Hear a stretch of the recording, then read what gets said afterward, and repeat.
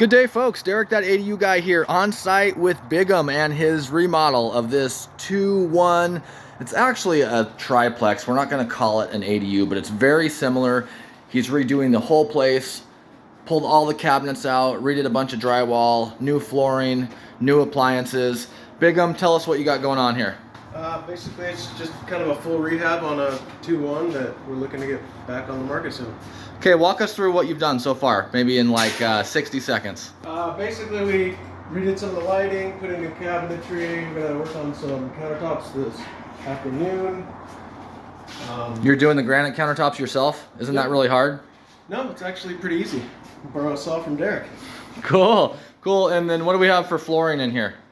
This is the Life-Proof LVP on concrete slab. So you can put it right down on slab on grade. According to the manufacturer, yeah. Awesome, cool. And how big is this unit? So about 600. 600 square feet. And what is the rehab going to cost you? You figure, like a rough estimate? We'd really have to sit down and look at it, but somewhere around 20.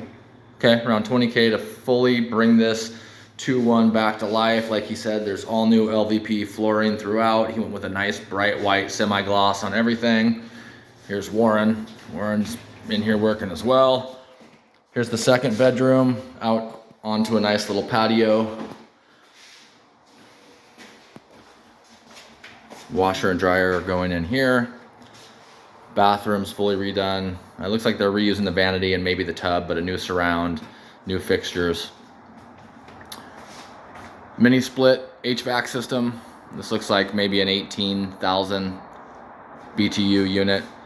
New front door, nice little fiberglass shaker 2-panel 6-light.